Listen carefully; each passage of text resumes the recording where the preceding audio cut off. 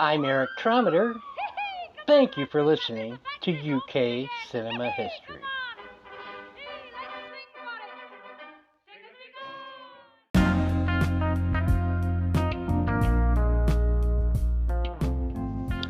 UK Cinema History, Season 2, Episode 7, The Ruling Class, starring Peter O'Toole.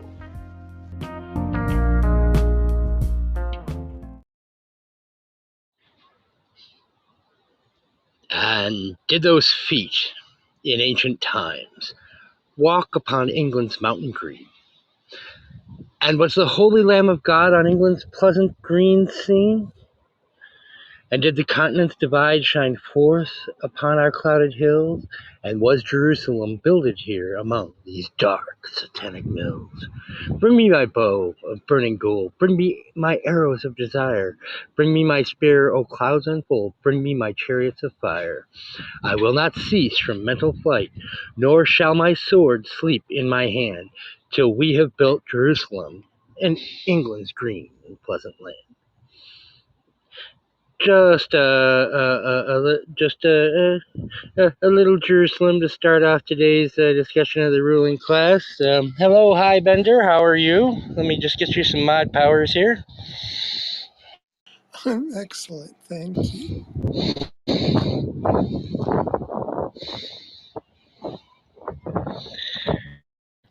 I just left Don's room where they were discussing the Rust trial. How's my microphone sound, by the way?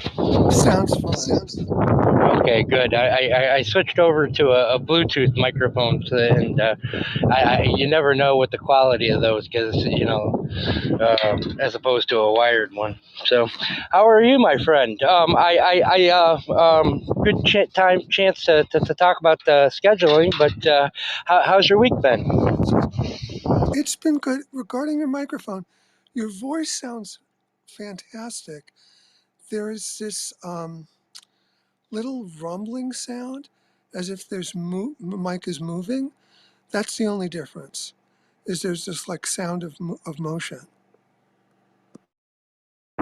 Oh, because it's attached to my ear, of course. Gosh darn. Well, you know what? I'll keep working on it. Eventually, I'm going to get this down. I'm trying to make it so I can go outside and inside without, people going, I can't hear you. Well, if you just sit still and don't move your head around, it'll probably be fine. It's the movement that we're hearing. Ah, that worked. Excellent. Okay, yeah, there we go. All right. Yeah, sitting still is not my thing, but hey, I'll give it a try. Scheduling wise, I had a train trip up to Washington D.C., and so I was able to watch the three films that got recommended last week, and I scheduled Dr. Zhivago for the last Thursday in March, because I think that one's excellent and definitely needs a conversation, and I scheduled Sleuth for April. I did also watch Ryan's Daughter, and no, we're not going to do that one. I did the same thing. I'm in the midst of watching Ryan's Daughter, and it's by the same people who did Lawrence of Arabia and Dr. Zhivago. So I don't know what happened, but it's not this. It's not at the same level. Well, it's Robert Bolt's original screenplay instead of being adapted from something, and I think that's a big difference. But we're not going to do that one because I'm just not feeling it. I don't think there's enough good in it to have a conversation that's it would end up another Oppenheimer where I'm just sitting here and this was wrong and this scene lasts like 25 minutes, and all of that, and we're just don't not feeling it. Yeah, I'm gonna try to finish watching it just to see what happens, but what I've seen so far is highly problematic, interesting in a kind of perverse way. But yeah, I agree with you. but I did schedule the other two because instead of asking random people who never show up for these rooms for recommendations, I'm going to stick to kind of the people who actually are here and do make this room for a little while. Because, for instance, we're discussing a movie that was suggested by Adam Cloud today, which we also did over in Understanding Movies for the Marlon Brando One-Eyed Jacks, and I can bet you dollars to donuts he will not be here. Well, speaking of turnout, did you mention multiple times in Dawn's room that we're doing the ruling class today? I surely did, and I had Dawn come in with but her room's still going, so we don't know if anybody's gonna show up from there. But I actually had Dawn come in and kind of give me an hourly course. So yeah, you guys definitely should stop by. That's a great room, and that's a great movie. So yeah. Okay, great. Well, I love her. I'm very glad I could make that love connection. Look, I mean, well, we can. I still think that's a great opportunity. Again, because maybe because the room is still going. Maybe if you shifted to five, but then Leonard, it's an issue for Leonard. Yeah, I don't know. Speaking of Leonard, did you get the note on the reschedule for Saturday's Understanding Movies room? I did. I told Leonard it's not an issue for me, but it might be an issue for you. Yeah, I'm normally pretty busy on Saturday nights, but here's the thing: if I liked the movie, I'd probably schedule around it, but I don't. No, So I totally understand. The way I phrased it to Leonard is, you really should find this, reschedule to get this person who likes this film enough to write an essay about it. On, because he's going to have a lot more valuable to say about it than I will. Well, not necessarily at all, Eric.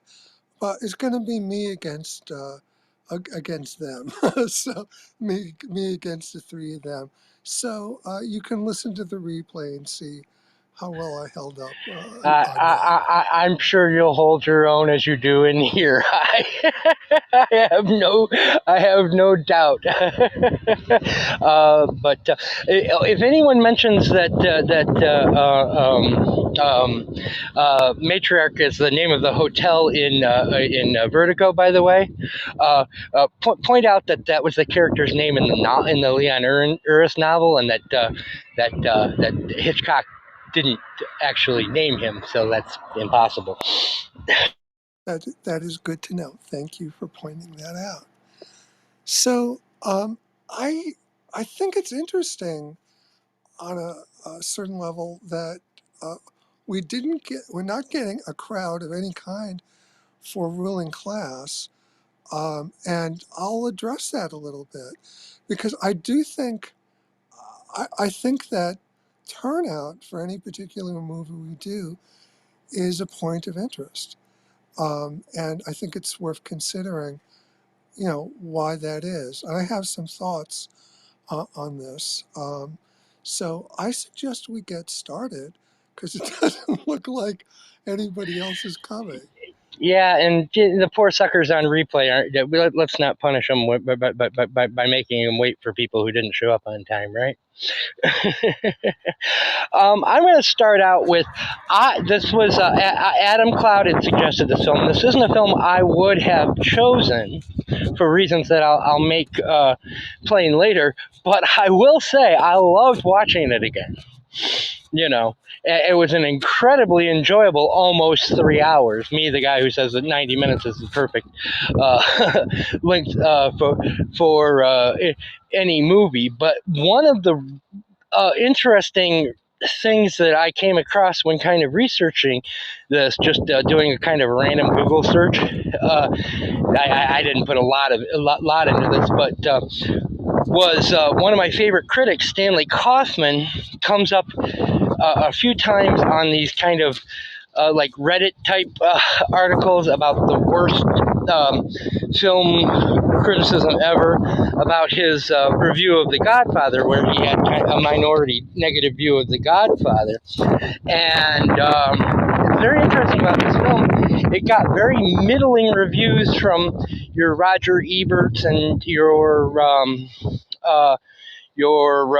kind of more middle of the road newspaper type critics, but then your harder to please critics like John Simon and Stanley Kaufman gave this very, very good review. But it came up in two of the articles about The Godfather that he had, the same year that he had negatively reviewed The Godfather, praised this film so highly, and both of them basically said, and who the hell remembers that film? You know, and of course, and that's where the articles lost me, because I was like, Stanley Kaufman didn't like a movie I like, he bad, you know. Welcome, Sila. Well, the three important ones are here. But it is interesting that a guy like John Simon, who didn't hardly like anything, gave this just a absolute glowing review, despite I'm going to point to some flaws in the film that I actually wonder how such high-end critics who are known to be very, very picky were able to just kind of completely overlook. But I'm gonna obviously start with Hi and Sila and ask their opening thoughts on the film first. So, Hi, your opening thoughts on the ruling class. Thank you. First of all, just in terms of your headset, as long as you don't move, you sound perfect. But if you move, it's like you're in the ocean. So if either like try not to move or use something else in a subsequent room, because when you listen to the replay, you're going to hear what I'm talking about. But the last 30 seconds, you sounded perfect. So, and Sila, great to see you here. So I'm going to start. Hello. Start a few things. Peter O'Toole called this movie a comedy with tragic relief. And it's a play on what people usually say, a comedy, a drama with comic relief. And I think it's actually, but I think O'Toole's comment does a few things. First of all, it indicates that it's not your usual kind of movie and that it's an odd mix of things.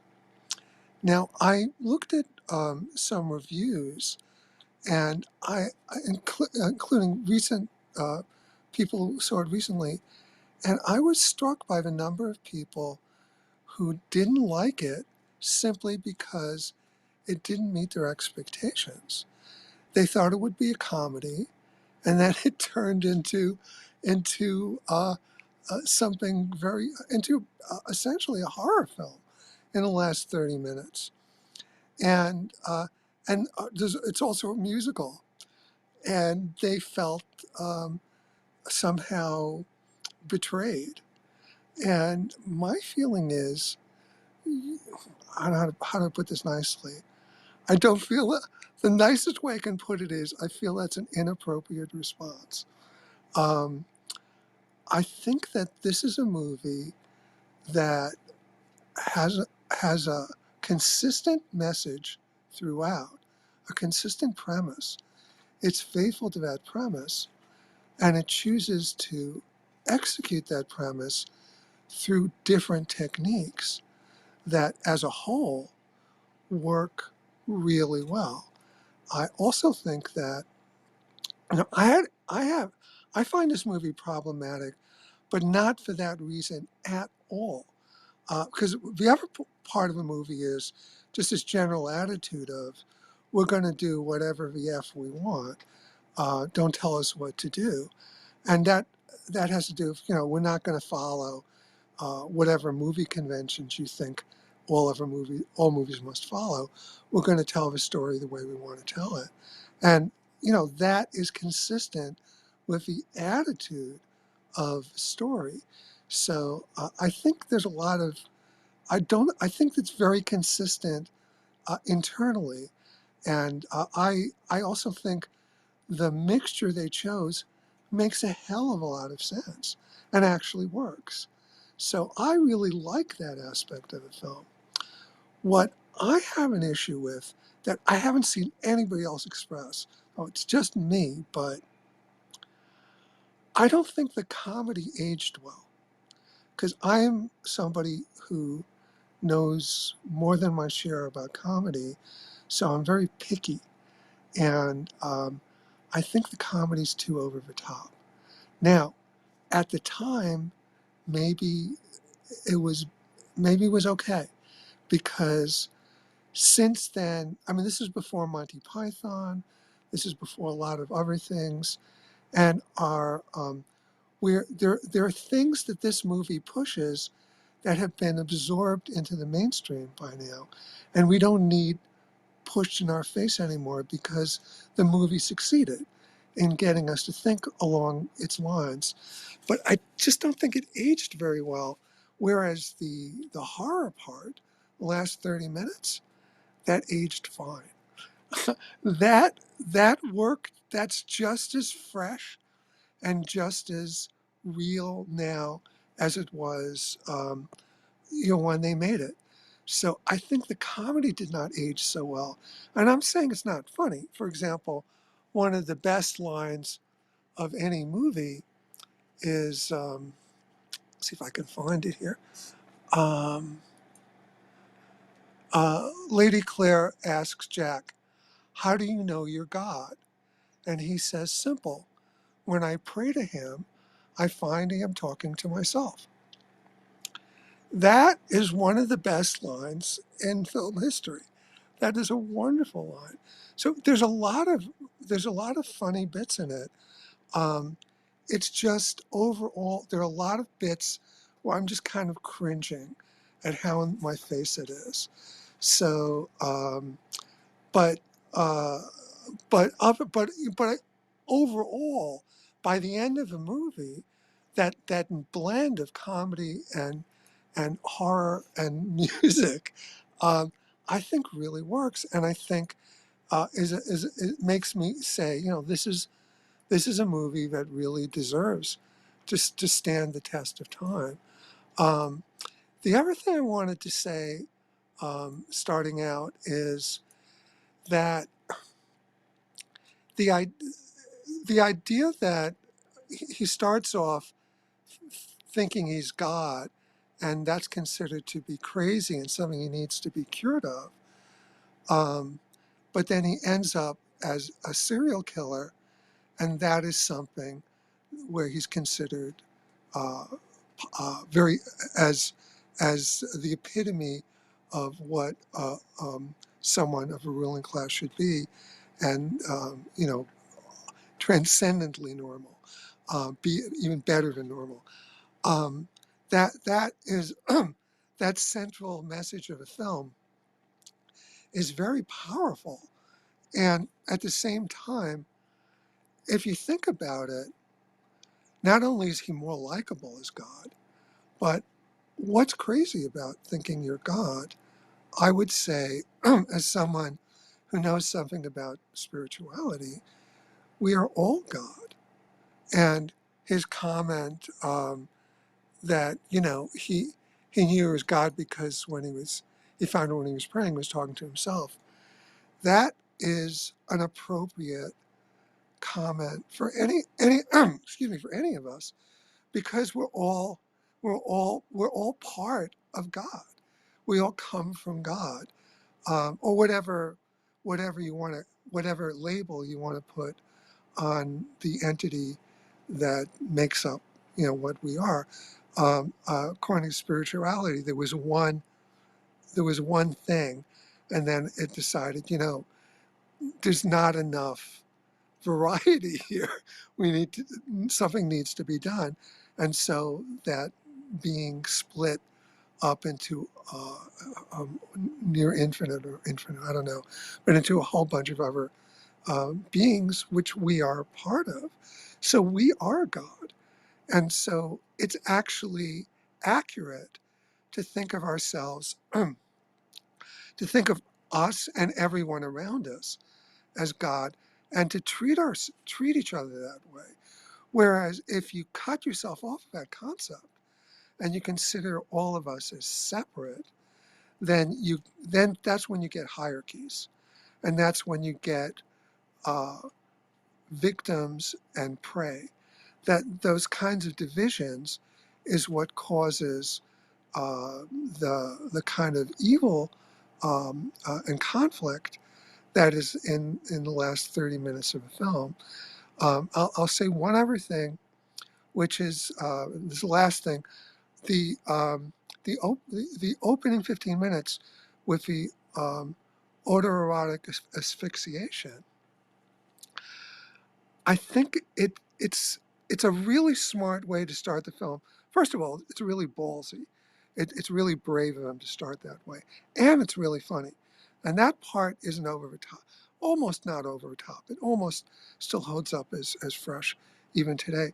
But I also think it represents the theme, because usually people do autoerotic asphyxiation for the sexual gratification. But the way it was portrayed in the movie is he's a judge who hangs people. And so he got his thrill from the death aspect of a noose, not the cutting off of blood so much as the fact that he's actually going to send someone to die tomorrow through the noose, and that gives him sexual gratification. So it's the power to kill that gives him that thrill, and it's that mix of love and death in that opening that I think is a really smart and appropriate opening for the rest of the film that follows. Now, I will shut up and I will look forward to what Sila has to say.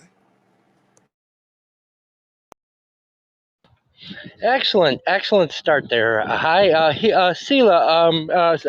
Your opening thoughts on um, the ruling class, and if you could, as someone who grew up extremely religious, just somewhere in the conversation, I'd like to go back to something you said in the Buñuel film about had you seen Sign of the Desert when you were 13 or 14 like I did, that at that point in history you just would have completely uh, uh, uh, lost it and not been able to even understand the film because your sense of good and evil would have just directed you. It's like what would 13 or 14-year-old Sila have thought of this film as well? Just somewhere in there, just as a general point. Well, first of all, hello, hi, hello, Eric, hello, everybody in the audience. Um, I will try to be brief because, um, as a general thought, I am very impressed with the film. I'm very impressed with many aspects of the film. I, however, must also uh, agree with Hai that maybe for me is different points, different comedic moments, but there are certain comedic moments that I find, um, yeah, like I said, I would say they did not age well. We see that it's no longer you laugh, but it's like okay, all right, we've seen that before, um, but that's just I would say a general statement. But all in all, I'm very impressed with many aspects, including the the orchestration, the the orchestration in terms of the picture, the cinema effect, what a cinema is, meaning pictures, um, drama, of course, but also the the way the story was written. If I could talk, if I could even use the word story, but the screenplay, the things that are thrown at us, the not only the development but the individual state and psychic tendency or the role of each or most of the characters, with his cousin being a little bit, the way he is, and I find it very, very artful, and at the same time very real. One thing that I'm curious about is, because I find that there might and there should be some really intellectual um, intention when they entitle it the ruling class. And with that, I mean there are different ways to use that term. And I'm just wondering, how much does one see with that title in the head watching the movie, based on what a person thinks of that, if you're oppressed or if you belong to that, how funny that might be, even the consideration that we are looking at the ruling class. And the initial scenes where the I can't remember his name, where he says England, and we are, really the greatness of being English. It's very present from the beginning, and then he's asking the doctor, "Are you English?" And that comes again a few times. I wrote down for another thing of mine, every world is small, when he said that. The the arrogance, the pride that most people in Poland, in Cuba, in Germany, in Alabama, everywhere, everybody's proud of being what they are. And these individuals in that meeting at the beginning, they're all so convinced of being the top of the top, but every single one of them is so small. Um,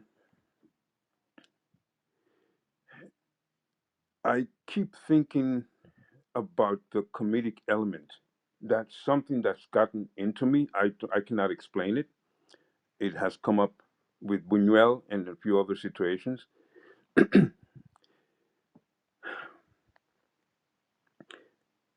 The the necessity, yes, to laugh at something, to criticize something in a funny note, I find that's completely natural.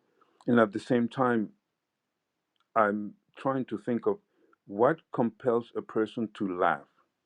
Because, like I said in the other room, depending on where you come from, you might not be able to laugh at something that is really funny for a certain culture. So I just thought that comedic or comic is where one stands above. That's just a thing that spontaneously came to me. To comedy, to find something comic is to stand above something, meaning you are able to laugh at it because you stand above it. I'm not saying that as a dictionary or lexical expert. I'm just saying that's this feeling that I feel, I get when I'm trying to understand, why am I questioning or focusing so much on what feels funny, even though it's quite a serious matter. I mean, a lot of things going on here are very serious matters, even though it's just a film. But it's done in a way that you have to say, because we stand above it, we laugh at it. Another point is, I not I only just him. want to say that's not really true. The standing above it part. Yeah, great. Yeah, great comedy punches up Excuse is the great great. Okay, go ahead. 1 second. I'm not. First of all, I'm not speaking the truth. I'm speaking about what I perceive, what I think, what I am inspired to wonder about. That's all I'm talking about. I'm not talking about the truth. I never speak about the truth. Never. The last thing I wanted to say is, I really appreciate, and I think it's fantastic, and I think Kai alluded to this in part. The I wouldn't not to say that I like him more as God, but to me it came across a very, very sincere and a very logical reaction to everything he was listening to and reacting to. So I really enjoyed this interpretation of O'Toole, um, in part because it felt very sincere coming from him, or coming from the screenplay, whichever, or the combination of both. But also the logic, like you said, I hear myself when I pray to God. There is something blasphemous about that, of course, to your question, Eric, about my childhood. But it is not illogical. It is completely logical that a person could come to that perception, not conclusion necessarily, but um, and the last point I wanted to make is about sanity. It appears to me, or one version of understanding the film is that he's actually playing different roles, and only the outside world is claiming that he's insane. But he seems to be very much in clarity with whatever is he's doing, be it killing a woman, being loving a woman and having a kid with it, being claiming that he's God. In all the roles he's playing, I could see that it is more about his essence of being whoever he is, and only those outside judging him are claiming, well, he's this. Oh no, he's this. Oh no, he's sane. No, he's not. He's insane. It has very little to do with him, but with the perception from outside. Thank you. Excellent, Sila. I would go, and again, you had, thank you for clarifying that was your personal feeling about how you felt about the Yeah, comedy. but But there's no other way around it, Eric. I can only ever speak for what I believe, not for what I think is truth. Always, every single second. yes, and that's what makes you a valuable part of this panel, and why I wouldn't change a darn thing. But I think when this film is doing its comedy well, it is punching at things that are higher than it. And when this film is doing comedy poorly, it is when it starts to punch down. It would be my response to that. But to follow up on both of your points about the comedy, I don't have a problem with the comedy as written. Peter Barnes' play and screenplay is just filled with howling lines. I think the blame for where things, and I'm not going to say age badly, I'm just going to say fall flat sometimes, is with Peter Medak, the director, who decided that the best way to make us realize this is comic was to go the Ken Russell route of camp, which I'm a person who I legitimately feel that camp is a legitimate art form and can be discussed as an art form. That's why we talk about David Lynch films with high regard. There's no way you can look at a David Lynch film without camp as part of your lexicon. But the zoom lenses, the undercutting the performances, especially O'Toole's, by having the long shots with bad AVR because you can't match the, one of the funnier scenes should have been when Peter O'Toole is leaving the room and Sir Charles says, "Oh God," and he says, "Yes." That should have been a hilarious scene, but it's That was completely wonderful. undercut because it's done in such a long shot. And I understand what he's trying to do because of the theatricality of the performances and the lines. He doesn't want them in your face because he's got his actors dialed up to 11, delivering to the back row, which works in a theater but doesn't work in a film.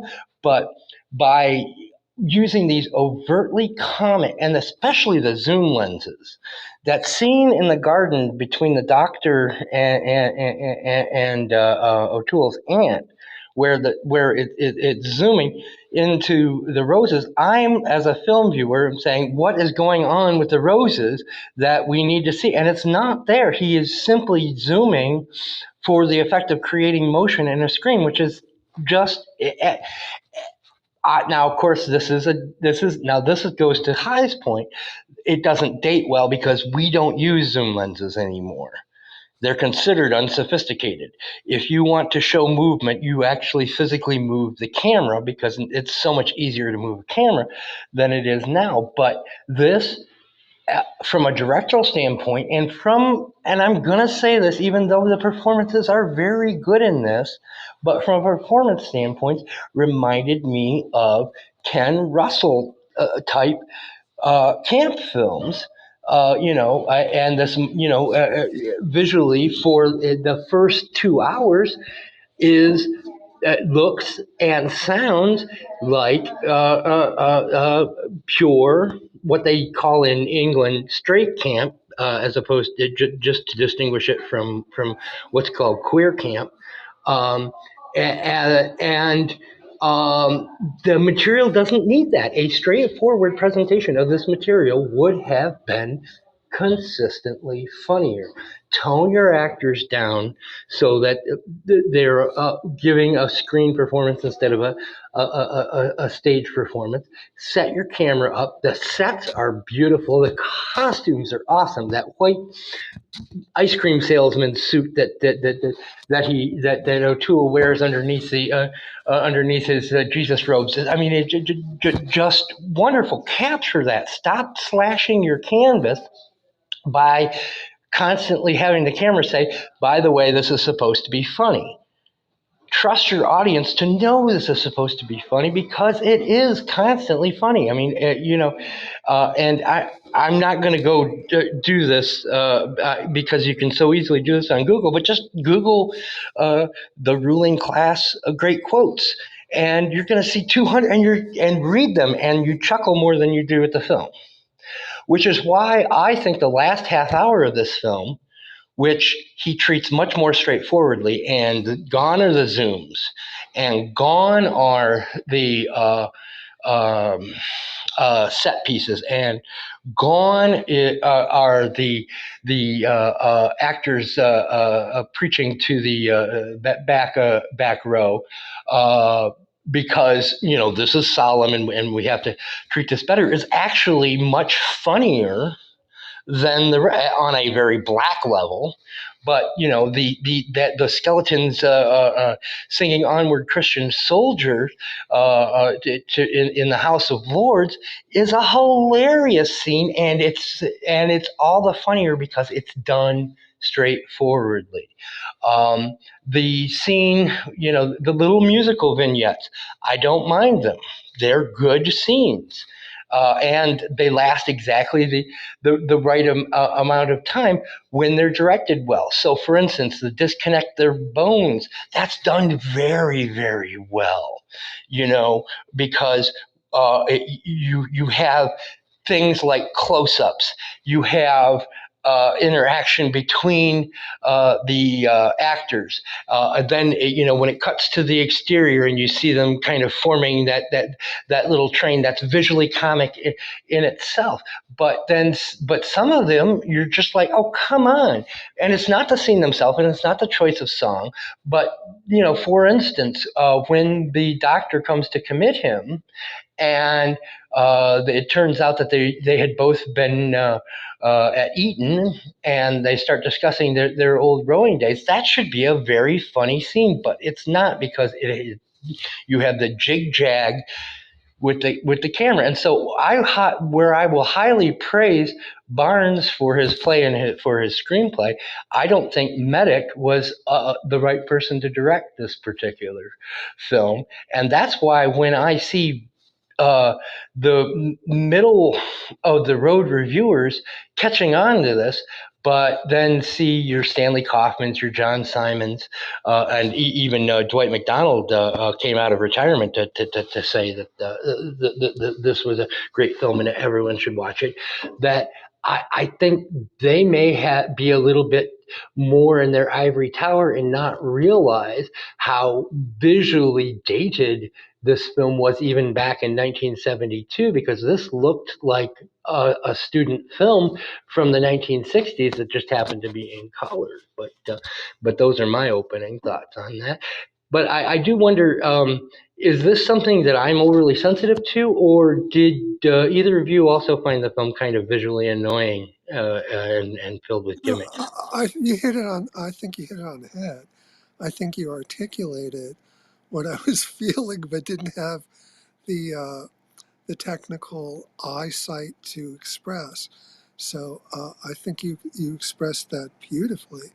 The only thing I would add, or maybe um, uh, dig into, is the worst thing to me was when one of the elder, excuse me, one of the people in the house has a line that's kind of like a punchline, and the camera zooms into their face, and their face fills a whole screen, and they say the line as if we're not going to get the punchline unless we see this person's face filling the screen saying it. It's the worst kind of lack of belief in the audience. So that to me is, I'm agreeing with everything you're saying. I'm just saying, if I had to pick one visual thing that bothered me the most, it was that. It was that full face on what's supposed to be a punchline, and I almost felt physically assaulted. Instead of laughing, I had the opposite effect. It made me cringe and back away from the screen, because it was so over the top and so not only unnecessary, but counterproductive, as Eric, you expressed so beautifully. So I agree with, not only do I agree with everything you said, I'm very grateful for everything you said, because you not only articulated better than I could, but you actually put into words things I didn't even know how to say, because you know more about the cameras and visuals and directing than I do. I would just, the other thing I'll say very quickly is, to Sila, comedy is broader than being above something. Uh, that is one way to laugh, but it is not the only way. There are many ways to laugh. For example, if I said something to you that that poked fun at some vulnerability that you and I shared, then we could both laugh at that, and it would be a bonding moment. But we wouldn't be above that thing. That thing would be poking fun specifically at both of us, and it would make us vulnerable, but it would bond us, but we would be laughing. So I'm just saying, comedy is very broad. There are a lot of ways to laugh. There are a lot of ways to get laughs. That's why I objected to your comment. I just because I've spent um, decades thinking about comedy and spending time with comedy. So so I just felt that was not an accurate. That it was putting too small. It was putting comedy in too small of a box. Comedy is much. Comedy is as vast as love is. You wouldn't say, love is this or love is that, and that's the way I feel about comedy too. This is I understand that. I understand what you're saying, but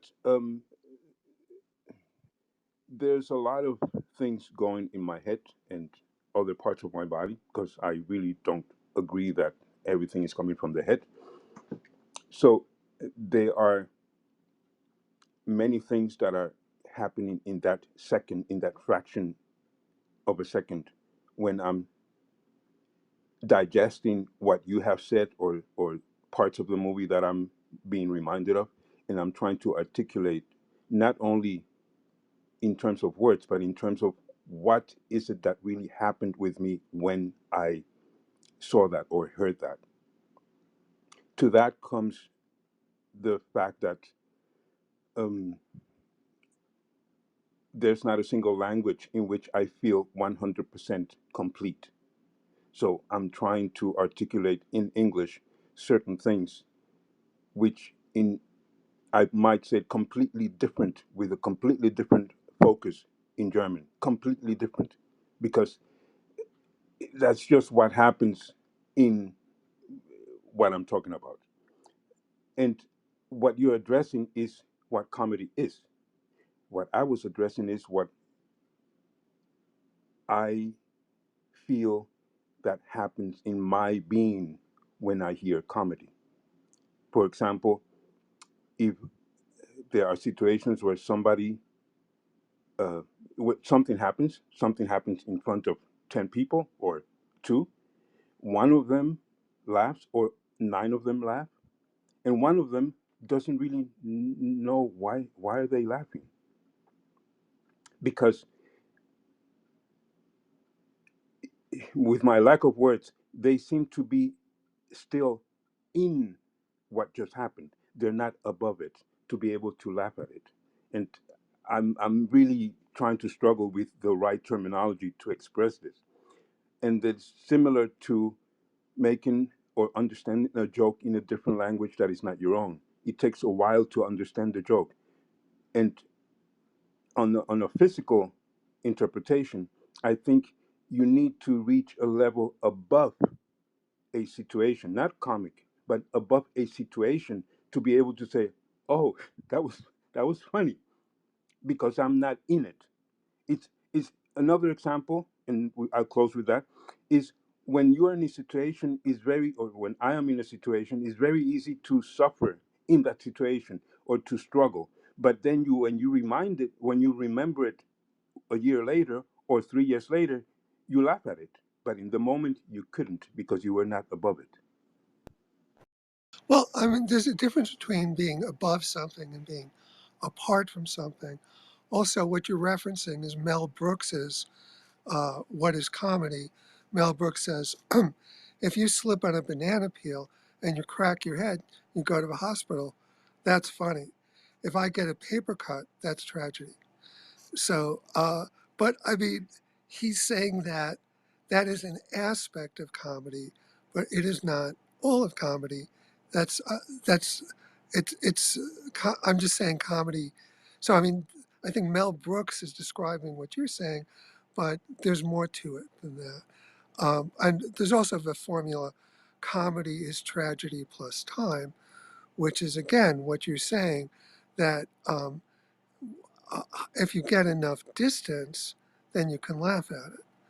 But I just, so I mean, there are, very widespread sayings that are essentially saying what you said, not above, but apart, that you can be sufficiently apart from it to laugh. Yes, yes, I could support that. But again, I just want to make that clear. I'm not addressing or analyzing or describing comedy in itself. I'm describing, from my perspective, what it feels to hear comedy or to perceive comedy. I'm not talking about the institution in itself. I also wanted to say, well, again, I wouldn't call it an institution. I'm sorry to be sensitive to nuance, but I wouldn't call love an institution, and I wouldn't call laughter an institution. I think these are universal forces. These are universal energies to me. And so that's why uh, I'm not comfortable with putting shackles on them. But but again, just to support what you're saying, at the same time, the reason that film studios prefer making action films, action adventure films, instead of comedies, is that action adventure tends to translate pretty seamlessly around the world, and comedy is more culture based. And so it's harder to have a really successful comedy because different cultures are going to react differently to a joke. So there is, that is a factor. So I'm not I'm not I'm not disagreeing with anything you're saying. All I'm saying is I think you're describing, the elephant's trunk, the elephant's legs, but you're not describing the entire elephant. One thing I wanted to say is to anyone in the audience, if you'd like to come up and join the conversation, we'd love to have you. Please just raise your hand. And Kim, your hand is raised, and we tried to invite you up, and we got a message that you couldn't come up. So if you can turn off your hand raising, um, that would be good. Or if She wrote in the comments that it's a glitch. It's a glitch. okay. Then anyway, if anyone does want to come up, we'd love to have you. And thank you, Eric, for that. Thank you. Hi, and thank you, Kim and Morgan. And I'm gonna mess up Shira, maybe. um, Anyhow, here's where when Sila refined his comment, it spoke to me, which is there were several times during this film where I felt like it was punching down, where it did seem like it was looking that not in that last half hour. I would say not even in the last 45 minutes, but there were times where I felt like it was especially when it was handling Arthur Lowe's character of the manservant, where I thought that it was that for a film called The Ruling Class that's supposed to be making fun of the ruling class, it really seemed to be taking a swing at the working class, and I'm also talking about the accent that they saddled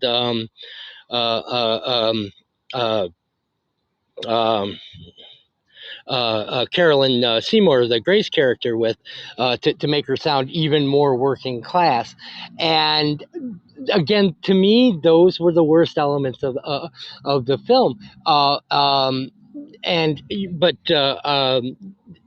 by the way, we're gonna run across Arthur Lowe and both Arthur Lowe and Alistair Sims several times on UK cinema history, because when we go back and look through the Ealing comedies, when we look at the St. Trinian's films, I mean, they pretty much anything that was good enough to discuss in this room that was a comedy made in England between 1947 and the late 1960s, they probably were in, and the performances are very, very good, but they are directed. You are as an audience member looking down on them, and to me that's just bad direction, because the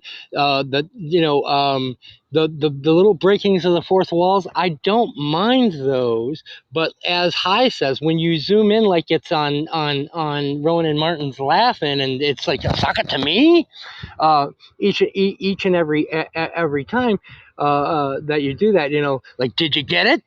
That's the point, right? Then you've undercut whatever it was that they were saying. And when Arthur Lowe is giving his speech about how he's long been a socialist, and starts singing the Internationale and what have you, that should be a hilarious scene, and it should be evoking a character and a side of a character that we hadn't seen before, because of course up until now he's just been the heavy drinking kind of sidearm. But it isn't, because it's completely undercut by the way it is performed and by the way it is directed to make him look foolish. And so when Sila said it's how it makes me feel, that's it hit me. Yes, that's exactly how it made me feel. Like I was looking down on him at that moment, as opposed to learning more about him as a character. Comedy still needs real people, real characters, empathy, all of the other things that drama needs, plus needs to make you laugh. That's why comedy is, to me, so much harder than drama to do well.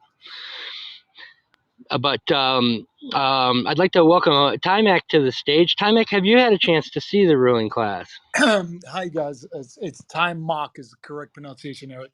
Thank you for My bringing me up. deepest apologies, and I swear I will get it wrong again, but just keep reminding me, and eventually it'll stick. I'm just terrible that way. Yeah. Well, I love Peter O'Toole, but I think I missed this one, or if I did see it, it was when I was a teenager because I haven't. I haven't seen it. I don't believe. Well, it's great to have you on stage, and please feel encouraged to stick around. We might talk about something that you have an opinion about, even though it's because we just had like a 20-minute discussion about the meaning of comedy, so Yeah, it wasn't specific to the movie. yeah. So No, I agreed with what Eric said about it being harder than drama. Well, because with drama, it's one thing. I mean, it could be many things, but the point is you have to have people get the humor. So that's one other layer that you have to address.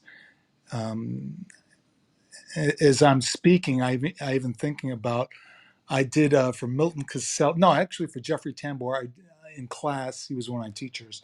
I did a fish called Wanda. And well, if I think about it, it wasn't necessarily harder. Let's just put it this way: you had to have fun. You don't have to do that in drama unless it's called for. You have to have fun and let the writing do the rest of it. And you have to also know when to stop and let the audience laugh. If obviously if it's theater, so. Yeah. I love this, Eric, and you guys are great. Hi, Sila. Haven't met you cordially, but yeah, thanks for having me up. Hard time. Thank you for coming. and well, the what's helpful about comedy is that you know if it's working because people are laughing, or it's not working, people aren't laughing. Whereas drama, it can be really hard to tell.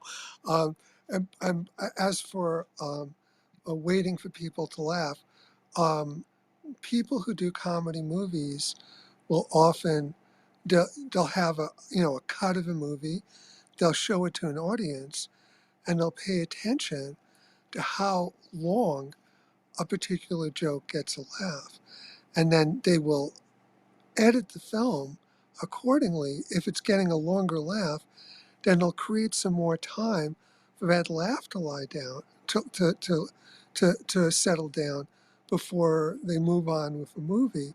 Whereas if it gets a shorter laugh than they expected, they might tighten the fractions of a second after it, so that it doesn't seem like the movie's waiting for a laugh that isn't there.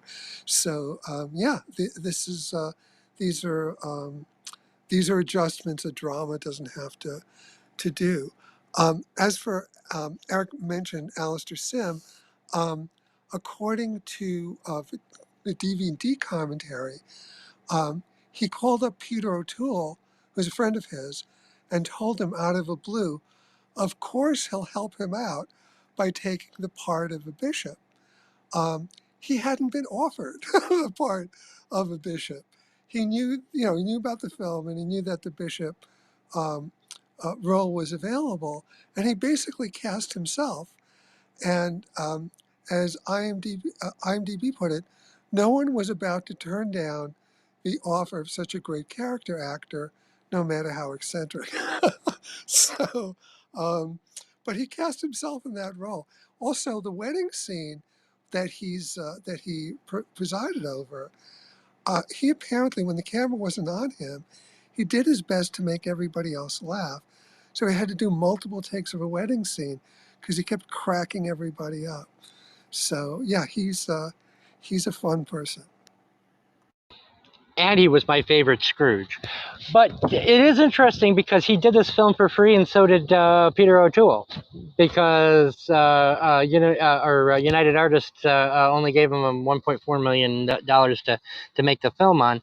And O'Toole actually had to act in Man from La Mancha to get this film done. Like, it was one of those one for them, one for me, because he didn't want to do Man from La Mancha, but he owned the rights to this play. And the story goes, and we all know how much worth I put into actors' stories, but that after a night of drinking, he and Peter Medek, who was a Hungarian film director, had gone from pub to pub, and Medic just kept begging him for the rights to make this film. Please let me make this film. And O'Toole just kind of finally said, "Fine," and drunkenly called United Artists. And the next morning, Medic got a call saying, "You got $1.44 million. Be on time and stay under budget." And of course, that's why it's shot on a soundstage, and so quite so obviously on a soundstage, which doesn't bother me. That doesn't bother me at all. What bothers me is what happened inside the camera, and that's what's in front of the camera. I think the sets are dressed great, and I love the costumes in this. It's Ken Russell's normal costume designer did this, and that is what one thing camp is very, very good at, is costuming. Hey, Eric, I got a quick thing I interject. My mother had the first soul food restaurant in London, 1970, and all the greats would come, Richard Harris, some of the Beatles, all these, all these people, and I was a kid, but I didn't go. Richard Harris invited my mother and her friends to a party at a castle he owned. And when they got there, they had a whole bunch of costumes. He had a whole bunch of costumes for them to have fun and dress up in. And she said it was fantastic. Yeah, Richard Harris and Peter O'Toole were quite the pair. There's a documentary on YouTube I recommend that's just them telling old drinking stories. But let me just point just a springboard off of what the story you told. The Pete O'Toole did get paid off for this film because he got nominated for a Best Actor award for an Oscar for this movie, and he lost to Marlon Brando in The Godfather.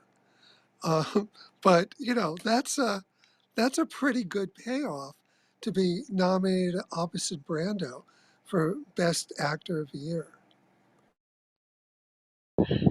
Well, let's talk about O'Toole's performance in this film, because and Sila was here when we were discussing his performance in Beckett, where I stated that I was surprised there was still sets, because Peter O'Toole had eaten every single piece of scenery as far as I saw here, and for the first 20 minutes of the film, he's not in it, which is one of those bizarre things to us today as far as pacing goes, but back then they paced films a little bit differently, but he doesn't show up until the 20-minute space, and then he is hamming it up for the next 45 minutes or so, and then the performance becomes very, very restrained, I thought, but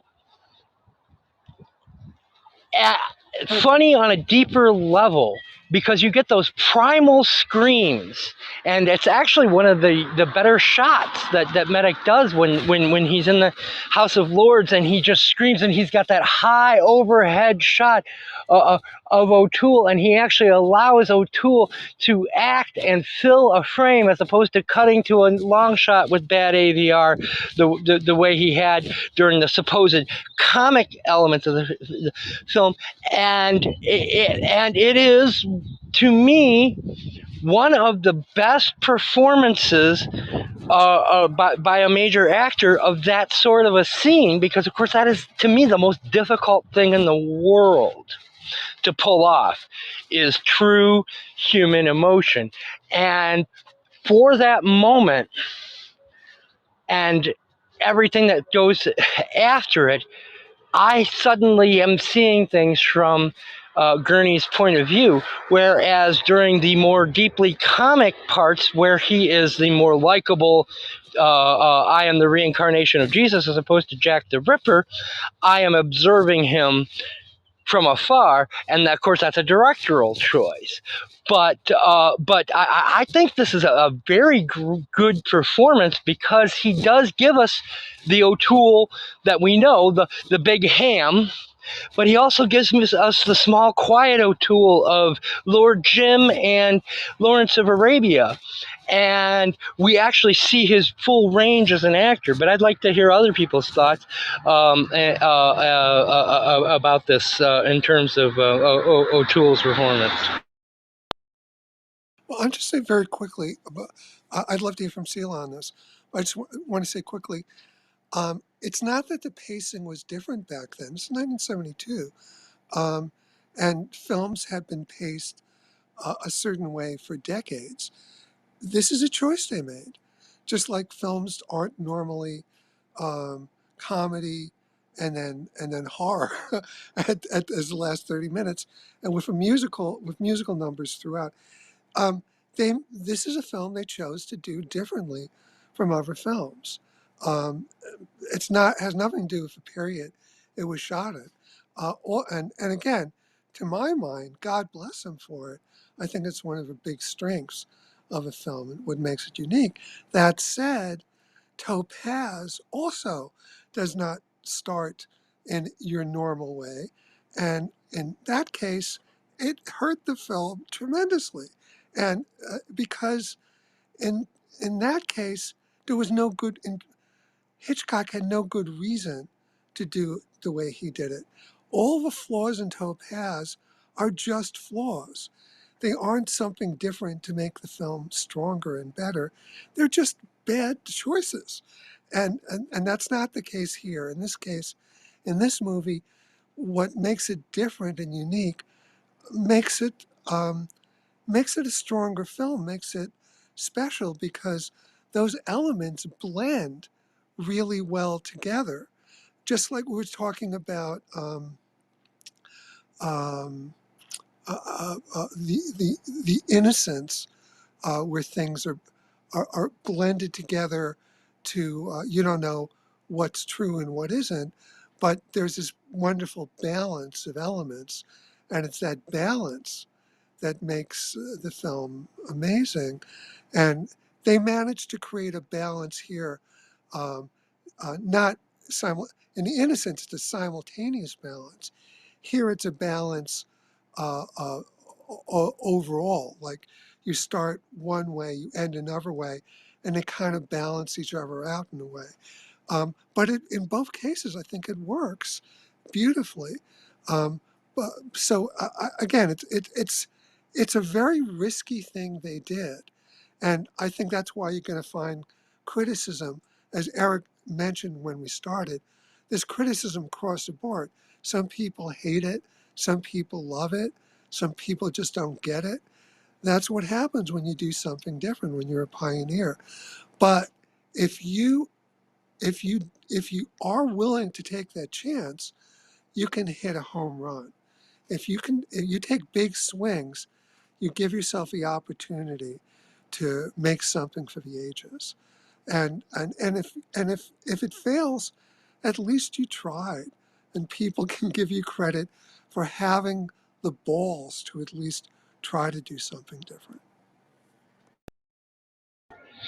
Well, and I'm not going to harp on Topaz, but one of the problems with Topaz is it's 20 minutes until you get to see the main character, and unlike O'Toole, he doesn't come, and you're like, oh my god, because they spend the first 20 minutes of this film setting this guy up, and he's actually better than you expect, and bigger than life, and a film like Topaz spends 20 minutes setting this guy up, and he's Cypher. He's nobody. He's just and you're just like, yeah, okay.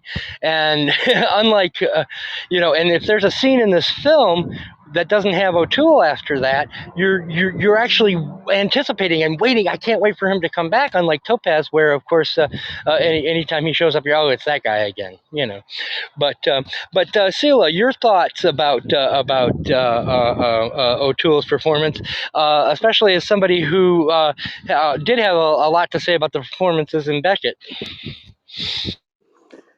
Before I answer to that, I wanted to add something to not on the level that you did it in terms of what it means to make cinema, but I have the impression, because of one particular scene, namely when we hear and I don't know if this is when they reconstructed or what's that term, when they improved the film. I don't know if that has to do with that or if it's original like that. But when you hear at some point, I think just after the doctor goes away with the silhouette, you see this horse coming towards us, but the sound is not related to the perspective. The sound is really in your ear, although the horse seems far away. So I have the impression that that combines with this close-ups that we see towards the beginning, that he might have been trying to put certain things artificially on your face or in your ear, which somehow don't compute. I'm going to disagree with you because the ADR in this, pardon my language, the ADR throughout this entire movie is completely fucked up. Okay, okay. You have people, you have Peter O'Toole across a garden Yeah, shouting at the top of his lungs, and he sounds like he's correct, correct. sitting right next to you, whispering. I Yeah, mean, the AVR and this, but that was a choice. That was a directorial choice because he is doing this a la Ken Russell, a la Tommy, a la all of those god awful, bad they're good composer films. And this is his way of saying this is a comedy, and which again okay, I yeah. just think was a bad choice. But yeah, but there. Oh, go ahead. Yeah, and in terms of his performance, I I was playing with the idea, I think, while one of you were speaking earlier in the room, because of something you said, I was imagining another person playing that role. For example, um, Anthony Hopkins or Nicholson, Jack Nicholson, because of the types of things they have played. And and that leads me back to what I said about the sincerity that I saw in O'Toole playing this God. When, especially in this shot that goes away, when he's left alone in the garden, the wife goes away and said, "I'll, just I'll wait inside." There's a there's a combination of elements that I perceive. One is the very, very good theater person, the way he articulates certain things is not just insanity, but it is like sanity within that insanity. Um, the way he starts talking, I wouldn't say to himself, but he's really starts talking and develops in this dynamic of I really believe he is 100% expressing what he thinks, his projection, his perception, his state. He's looking at himself. Another line that I found interesting. I don't know if I can replicate it, but when I stand outside of myself and see myself standing outside of myself. He did a progression of 3 levels, and then he came back with the three levels back to his person.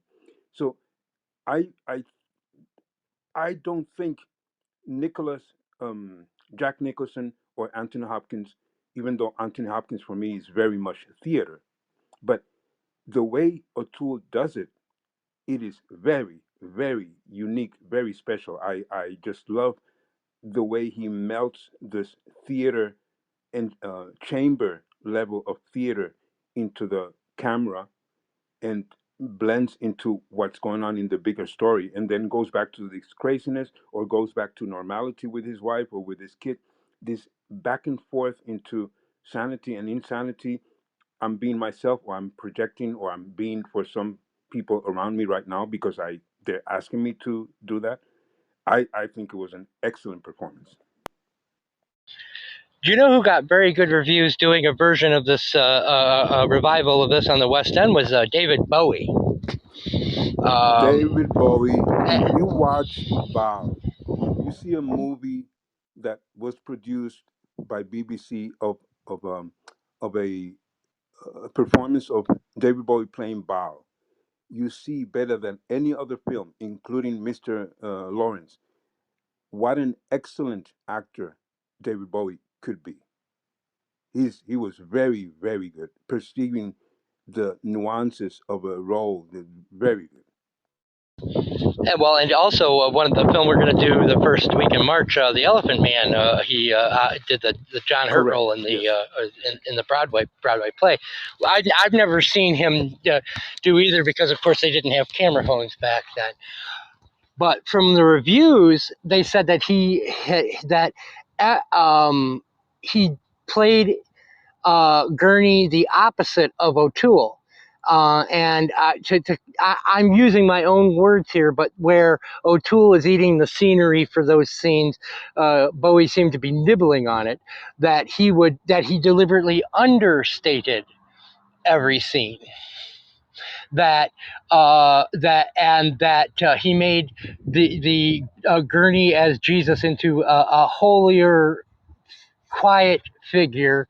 And then for the second part, when he becomes Jack the Ripper, that was when he started to ham it up, which is just, a typical revival where you just a reversal of expectation, because why would I go see a play that I've already seen? Oh, to see a different spin on it. And I would, of course, love to have seen that. But I'm not going to sit here with a prospective cast. Oh, who today would I like? Would Kenneth Branagh do blah blah blah blah blah blah blah? What I would though like to see is a modern actor do that performance and see what I thought of that film, or see it as a play with that reversal where you're going small for the big moments and big for the small moments in the film, because of course both characters can be over the top if you want, and both characters can be quiet and sullen if you want, which to me is what marks this out as being very, very good writing, and just kind of, like I said, directed at just too high a level, or too big a level. Yeah, I think that role requires an incredibly good ability to balance between the two. So that, like I said before, so that I believe that character who's being played, or the person who's playing the character. So I all along I believed O'Toole. I didn't see him playing that. I believed that was his state. Well, and I go back to our discussion on Beckett, where I said that I thought while O'Toole had the bigger, more fancy role, that I thought Burton had the harder role because he had to play straight man to O'Toole's. He had to be. I always get them backwards. Either Abbott to his Costello or Costello to his Abbott. I forget which one was the straight man and which one wasn't. But you get my point. But here, O'Toole has to carry this himself. He doesn't have a Richard Burton or Correct. someone to bounce off of. This is carried 100% on his back, and I do wonder if I would be even discussing this film if it had stayed at one, if O'Toole's performance and the film had stayed at one level or the other, that is to say, if it had remained dark like the last, say, half hour of it all the way through, and been a dark black comedy a la like Doctor Strangelove, or it had been big and over the top like the 45 minutes that O'Toole has before he becomes Jack the Ripper, I don't think I would be discussing this film without, and High put this as that mixture of elements that makes this film unique. And I think that also goes into O'Toole's performance. I don't think I would consider this a great performance if he had just been eating the scenery like he did in the last 45, or his first 45 minutes on screen, or just been the sullen emo of the last half hour. I think it is, again, as High said, it is the combination that makes this such a memorable performance to me. And I honestly think that, and I have seen all of the films nominated for Best Actor in 1972. This was a better, this should have won Best Actor, and I thought he did a lot better job than Brando did in The Godfather. Well, let's not.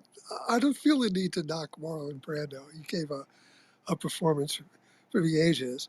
But I was watching, when I was watching, the first hour or whatever, Ruling Class, I was saying, if this was all there was to it, this movie would not have survived. We would, it would be like a footnote in history. So yeah, I totally agree with you. If it was just a comedy, and a comedy played in the way, the over-the-top way it was played, it would be, it would merit a footnote, but it would not be part of a Criterion collection. We wouldn't be talking about it now. It's the gestalt, the combination of all those things together, that is why we're still talking about it today. He's speaking German so that you'll feel more comfortable, Sila.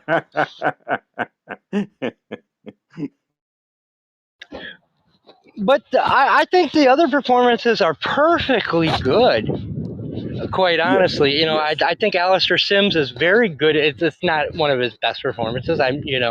But I just think that they are just directed in an over the top manner. They're performing very, very well, but when they are camp and the director is camp, those scenes break down. And that's why I say again and again, the last half hour of this film is what makes it a good film for me. This is why I will rewatch this film again sometime in my life, is because when it calms down, when it becomes what it's actually about, and when that point comes where you actually see the transition, where the god of love is being rejected by the ruling class, and Jack the Ripper is being embraced by the ruling class, is done in such a way that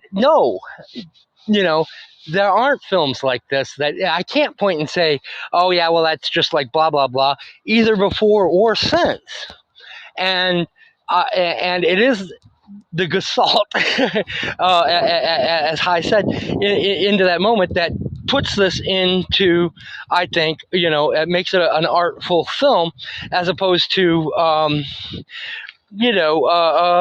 carry-on comedy.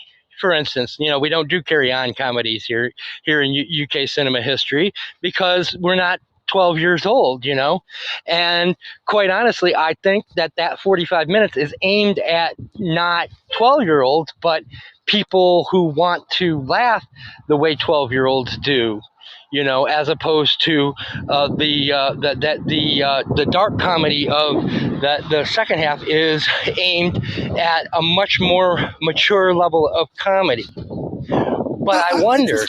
I just think it was awkward. I mean, I just think, they did the best they could.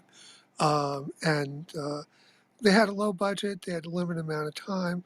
They made sure, and they were not film veterans. I think. Am I mistaken about that? Okay. Well, Eric, you'll let me know. But Yeah, this was Medic's third film. He had done Day in the Death of what's his name, Jonathan Egg or whatever, the same year, and yeah, but was this his first comedy? no, he's known as a comedy director. Actually, he Oh, only started doing he actually got put in director's jail after this because he had tried to make a comedy, pirate comedy with Peter Sellers. Which, by the way, if you ever see the documentary, The Ghost of Peter Sellers, which Medic directed in 2018, tells the story of him attempting to make this a pirate comedy that Peter Sellers single-handedly just destroyed. It's a great documentary, but but then he made The Changeling, which a lot of people who like horror more than I do say it's a good movie. I personally think it has the same problems as this, as far as the direction goes, where George C. Scott is way over the top in it, and it has zooms and the camera's flying around for no reason and all of that. But okay. I'm told So by it's people who just are fans it's a great movie. so it's basically his lack of faith in the audience. I see that, since I also do books, I see that in authors. They don't have a security that the audience is going to get what they're trying to get across, and so they say it 5 times, or they'll put it in boldface.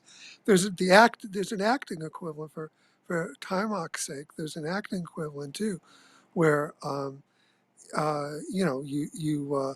you overact instead of um, trusting the audience to pick up on what you're saying. I remember who the director was, but some director was talking about um, who's in French Connection? Gene Hackman. Hackman. Gene Hackman. He was saying, he was directing the first day of Gene Hackman, and he didn't seem to be doing anything. And he was like shaking his head. And then he watched the rushes, and Hackman was doing things, but he was doing them very subtly. And he was experienced enough to have a camera, was picking up on it, but the naked eye wasn't. So if you just watched him, you'd think he wasn't acting. But then when he knew exactly how the camera worked, and he knew he could do something subtle. The camera would catch it, and the result would be something very natural.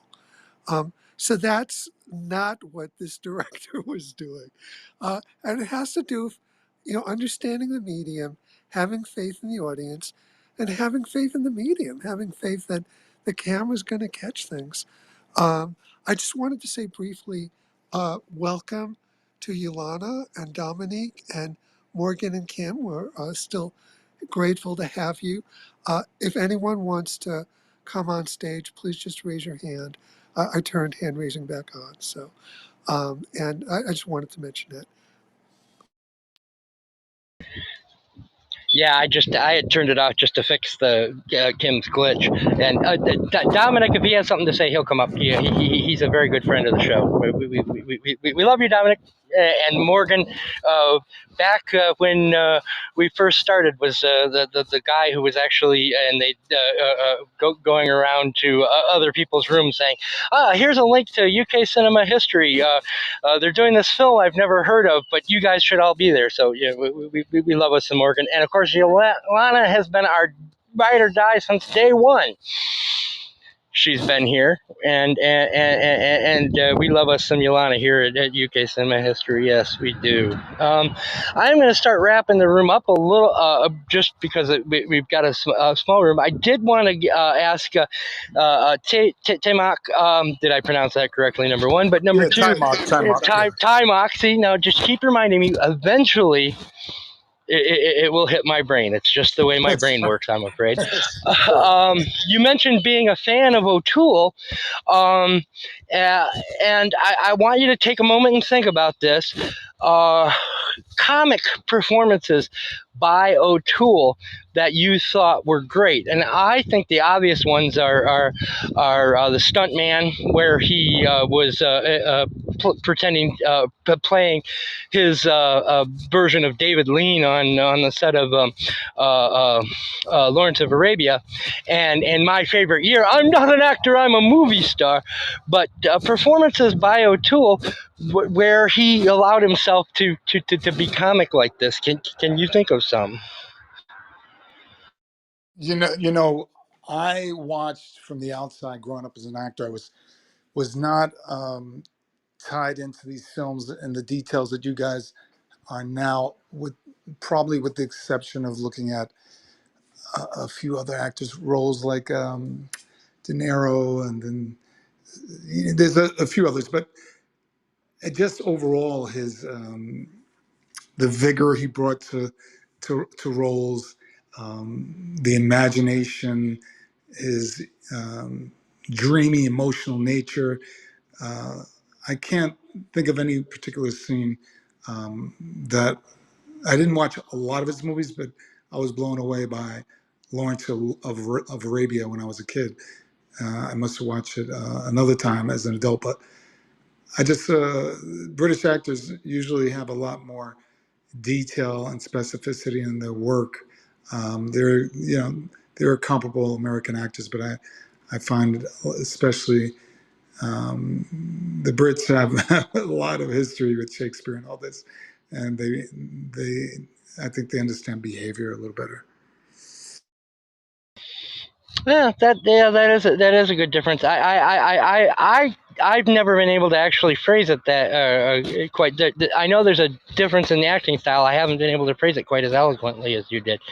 But yeah, I think that kind of hits the nail on the head about the difference between the British and American acting. But Well, it's hi, also the history, isn't it? Like we have the Actors Studio in America. You get oh my God, he just slipped out my head. The director of On the Waterfront.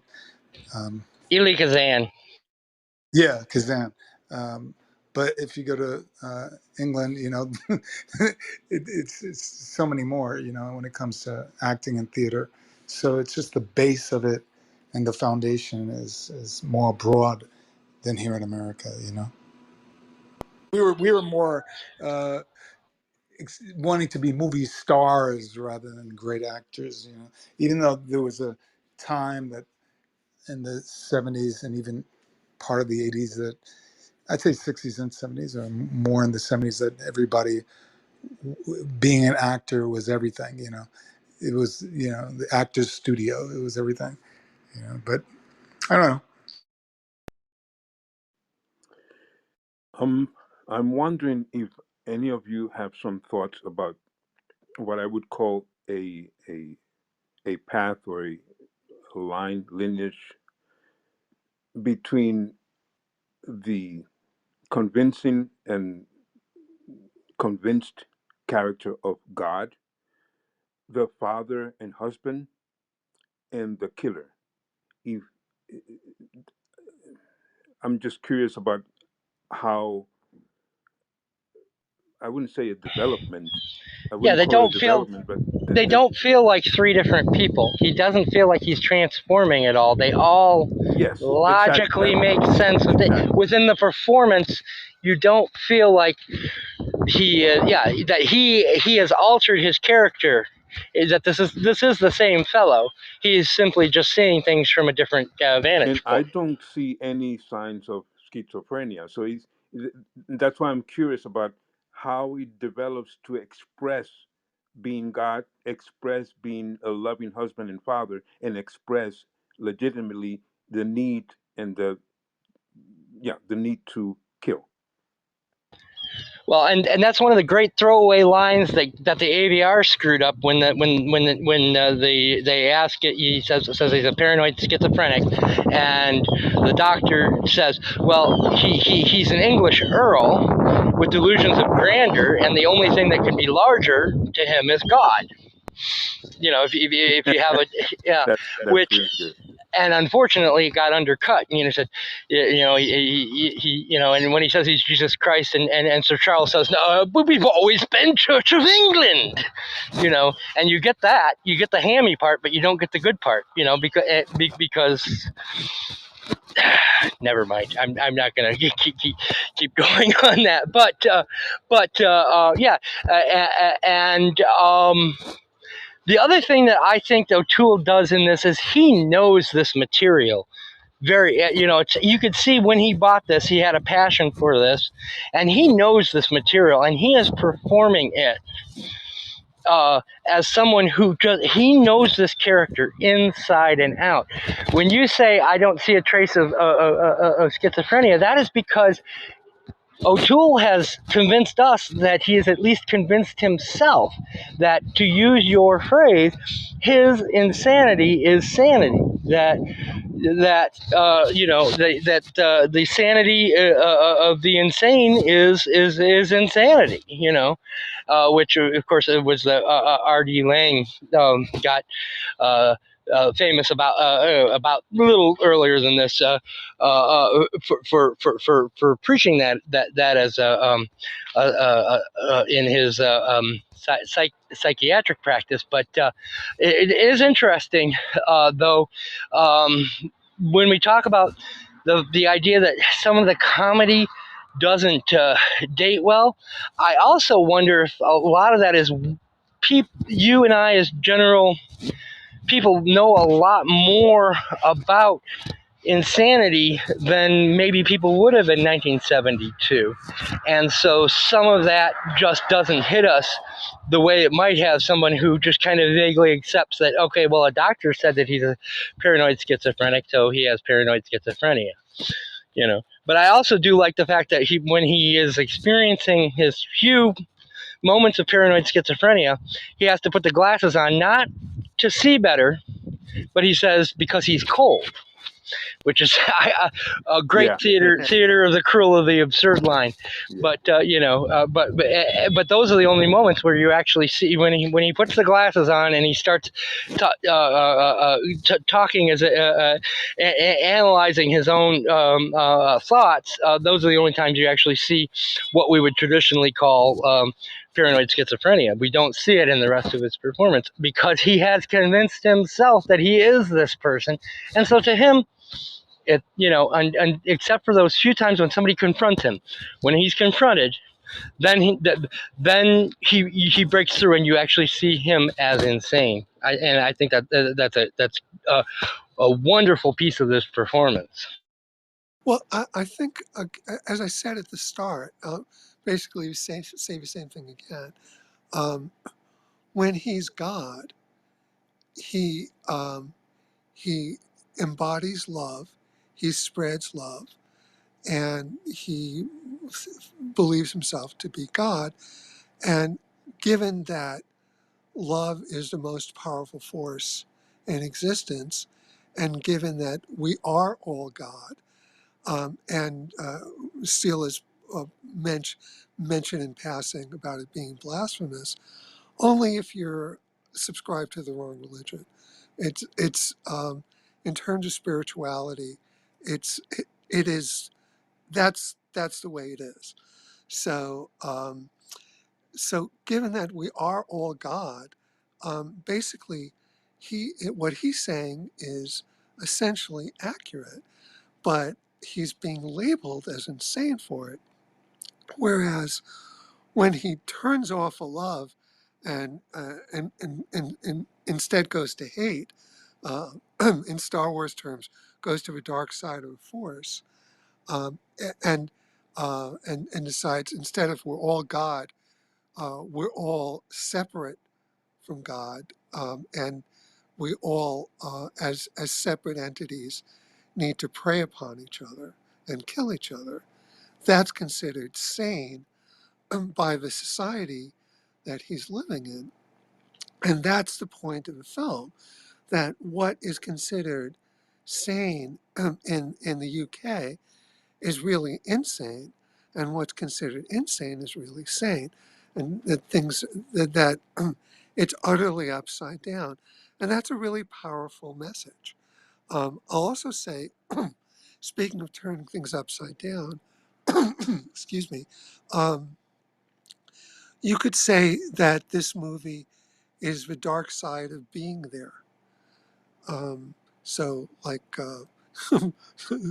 smoke a pipe on that. Um, Also, to Eric, just one quick thing. Please never ever say we're gonna uh, cut the room short because of a number of people here. We are grateful for everybody who's here. Everybody who's here is awesome. And the length of the room should have absolutely nothing to do with how long we run it. Please never, I've seen this, I've been to thousands of live shows, and I sometimes see a comic out of insecurity make comments about the size of a room in a way to make everyone who showed up feel stupid for showing up. And that is the worst thing that someone doing a show can do. You want to, if you're mad at people for not showing up, then deal with them after the show is over, but never ever make people feel that they are in some way not insufficient for us. So, and in fact, Timok left shortly after you made that comment. So please don't do that. It's not a good thing to do. Lesson learned. That was just one of those bad phrasing things. What I was saying is that there's that with a having a small panel, that we're not going to have a lot more to say. Is I guess what I meant to say. Oh, okay. Or But that's not true either. lesson learned. You can just say, I think we're winding down, and it's either true or not, but it has nothing to do with the people in the room. Either we're winding down or we're not winding down. Nothing to do Very with quantity. what point well taken, high, and lesson learned. I will take that to heart. But I am gonna kind of start segueing into next week because we do have scheduled and Hai has explained to me, and I didn't even realize this, that this is a film that might be a little harder for people to find because it had a different American title than it did in England. I have always known this film as The Admiral Crichton, based on a J.M. Barrie, who, of course, is famous for Peter Pan play. But apparently, when you go to look it up on YouTube, the titles call it Paradise Lagoon, which is a terrible title. But it is one of my favorite films out of the 1950s period. The English, French, Lithuanian doesn't matter. But I had actually kind of had it scheduled at a different time. But when we decided to do the ruling class because of the suggestion of Adam Cloud, I jimmied it in to follow this because I think the two films overlap actually rather nicely, and so I would like people to kind of watch the film. It is free on YouTube under the title the Admiral Crichton, but the titles are going to say Paradise. Am I getting that right? Is it Paradise Lagoon High? So what happens is, if you go on YouTube and you search for Admiral Crichton, you'll get something that matches the search, and the title card that someone created for YouTube will say Admiral Crichton. But then once the movie starts, 1 minute and 9 seconds in, the film credits flash, and the film credits say Paradise Lagoon, because that's the title it was released under in the US. And so that particular print is a US print.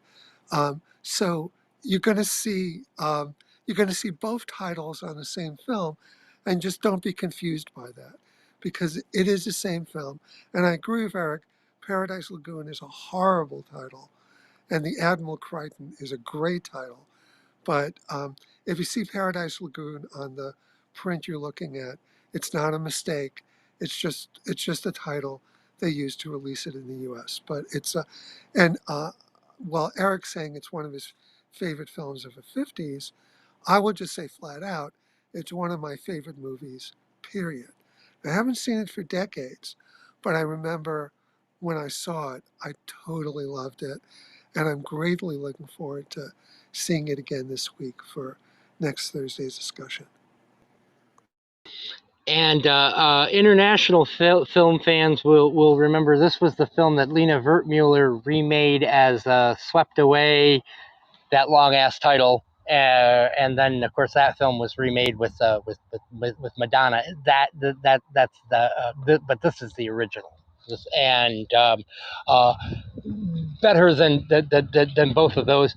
God love Lena Wertmuller, but Swept Away is not fit to hold Admiral Crichton's dirty socks, as far as I'm concerned.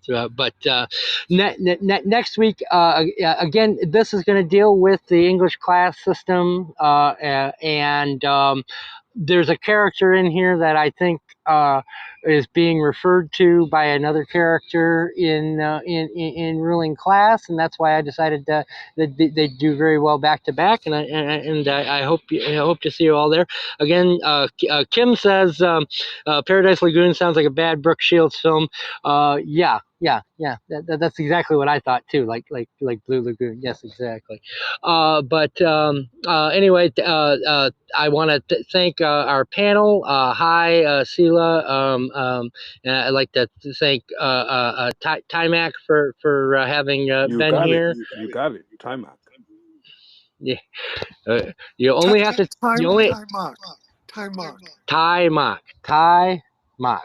I'll get it right Think eventually. think I of, just. of, of making fun of a tie. You're mocking the tie. There we go. Mocking a tie. There we go. Sila, I also, another programming note, tomorrow at 5 p.m. Eastern Standard Time over in his Aristoposian Poet Room, we'll be discussing Luis Wow, Eric, Buñuel. you are getting really good. See, Time out, Aristoposian. Wow. I told you, you only have to tell me 12 times and I'll get it. Yeah, we're going to be discussing Luis Buñuel's documentary, Las Urdes, also known as Land Without Bread. No, sex man, we are not going to allow you to speak. We saw you in a different room and we know what you have to say. Anyway, Kathy Carter wanted to say something, and then I guess we'll let her. Hi guys, have I missed the room? Yeah, sort of. But do you have some thoughts on the ruling class? Because we can give you the last word. Honestly, I just saw UK cinema history and I was like, because I'm from the UK and I love like classic films. I'm like, okay, I'll join the room. So Well, Kathy, this room does UK films every Thursday. So next week we're doing The Admirable Crichton, which is a wonderful, wonderful comedy. And if you go to this house, UK Cinema History House, you'll see a schedule for like the next 2 months, like the next 8 films we're doing. So please feel encouraged to check it out and RSVP for any movie discussion that appeals to I you. will do. So next week, next Thursday, I've got an open mic night, not on here, just in RL. But no, I'll definitely check that out because I've seen this room title a few times and been like, oh, I need to go in because I've got like she's not a blood ancestor, but a married ancestor who was like she was a famous actress back in the day, and I've always been fascinated, and I love like old classic movies, but like quality movies, you know, that have made a difference or have been like a step on the stage and like moving things forward. Absolutely. So yeah, please check that out. We'd love to have you come and participate or come and listen, whatever you're comfortable with. But we'd love to have you back. And thank you for coming on stage today to check us out. Yeah, thank you, and also tell your friends, tell your enemies too. They might like good I movies. can't. The UK, you know what? The UK hasn't picked up this app, and like a few years ago when I joined my original profile, they still didn't. So unfortunately, it might just be me. But if any of my American friends on here, well, I'll certainly ping them in. But no, I'm gutted. I'm gutted. I've missed it. I'm really. Oh, Morgan is from the UK, and he finds his way here every week. And Leonard is normally here, yeah, I yeah, from don't know. Scotland. I need to connect So more with the UK yeah, ones. yeah. There's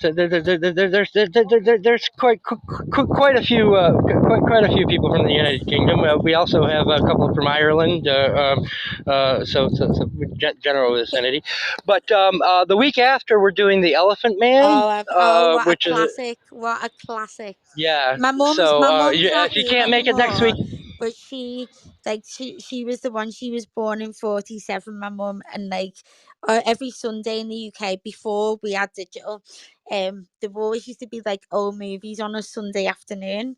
The Elephant Man was one of those movies that really was like that. I think it was one of the first movies that made me cry as a child. we are talking about moving this back an hour to 5 o'clock instead of 4 o'clock. I'm gonna try. I'm gonna reschedule next week's for 5 What is p.m. that? Eastern Standard Time. So, An hour. So we're gonna start an hour what later. state are you in? So that's Eastern Standard Time. So I think that would be You know what state? What state are you in? Georgia. Georgia. Okay, so we're talking like six. Okay. Oh, okay. Yeah. I mean, I could probably catch up if I'm coming to the tail end of the room. Excellent, but yeah, we're gonna try it at 5 o'clock to see what kind of a turnout we get because we're competing with a room that sometimes runs a little bit Can long you not? Can you not by a friend of connect ours. with like other say like platforms as well as Clubhouse? Do you know the way you can get like StreamYard that connects like Twitter with YouTube and Facebook? Can you not do that on here? You can. There's a share button, but it doesn't work real well. No, because you have to connect. No, exactly. People won't open a Clubhouse profile in the UK because there's been so much say like it's a bit of a taboo Yeah, in the we UK. we have we have that conversation all the time, and we're no offense, we're just not gonna. There's nothing we're gonna be edified. I'm not gonna tear down this app any more than I already No, have. Facebook Live. I think you know what you should do. You should stream it to like as an audio to like Facebook Live or Twitter at the same time. I think because Elon Musk was a supporter of Clubhouse, so maybe stream it to Twitter Spaces at the same time. You need that connection because all my friends they won't do it. Sorry for going on. Yeah, I'm I just know. gutted. I feel you. I feel you. I feel you. We're gonna work with Clubhouse for a little while longer. If only so that I can get good enough to where if I do have a big audience, I don't disappoint them. But um, all joking aside. But anyway, catch us next week. Any final thoughts before I close the room? Hi, Sila or Kathy. Well, I'll mention that just today, Eric added Dr. Zhivago to the list of films we're doing. So I'm excited about that, and I want to thank Eric for that. And I want to thank everybody who came here today. Eric, Sila, Kathy, Yolana, Morgan, Dominic, Kim, Timok, and everyone. Oh, and Sorav, everybody who was kind enough to be in the room. We appreciate every single person here. And as always, extra special thanks to Eric for running this house and doing this room and selecting these wonderful films. Oh, also, Sila, I added Sleuth is in April as well. So the only suggestion I didn't go with was Leonard's suggestion because I thought the movie sucked. Can But I add anyway, one? yeah, No, but go it ahead. doesn't have to be official, but a night to remember. Great movie, and it's actually on our list. We are going to do a night to remember. Oh, I love it. I love Oh it. well, it is so interesting because there's a podcast that does British film, and they have what's called a Hall of Fame every time an actor is in more than one of the films that they do, and A Night to Remember is in every one of them. So it seems that film seems to have had every British actor who at one point was in it. So yeah, it's a very important film, So, I think. so my second, well, it's my auntie twice removed, great auntie, was Elizabeth Sellers, and she was in The Barefoot Contessa. Excellent, excellent. Okay, well, then you are practically royalty. No, I'm UK not. cinema She history is. royalty. We're not blood related. But you know Uh, what? I've never watched it because and the original Mummy, and there's so many other things. And she was like, when she met her husband, she was like completely like, that was it. That's family life for me. There was a whole family conspiracy because my mum's cousin ran off with his childhood sweetheart to be with her. Anyway, that's a whole other story. But yeah, so I've never watched it because the family would never allow it. Excellent, excellent. Well, any other final thoughts before we go, Sila?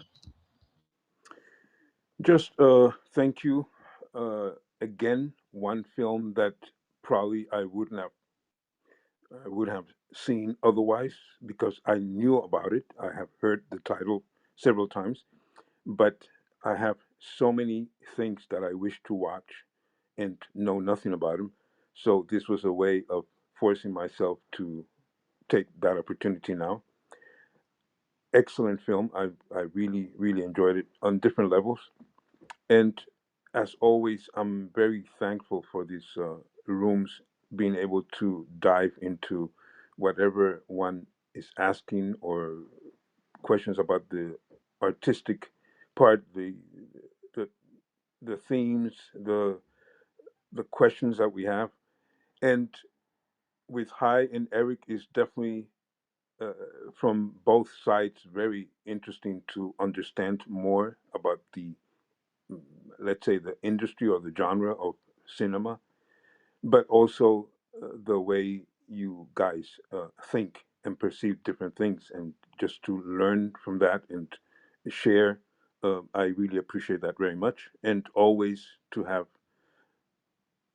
a few individuals listening to our conversation and just being supportive in this quite uncommercial type of things in life.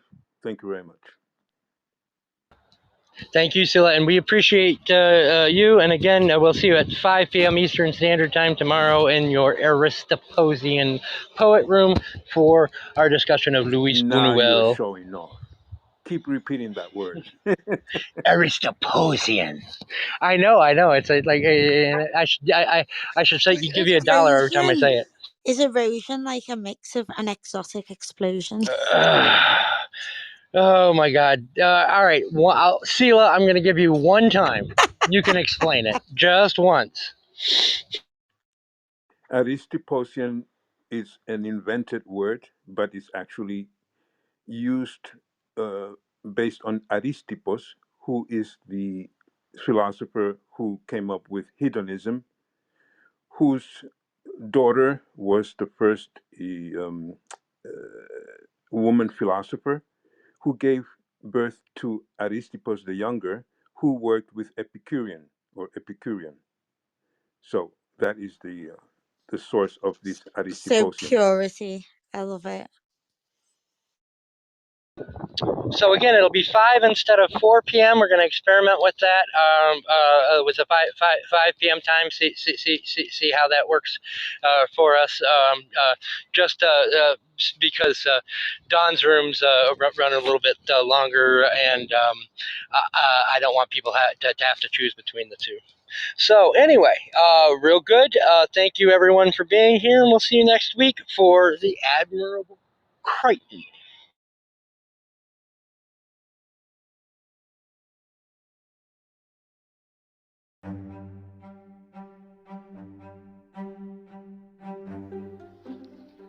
Want to join the conversation? Every Thursday, we record on the Clubhouse app. Just follow the link in the episode description, and you can be a part of our panel.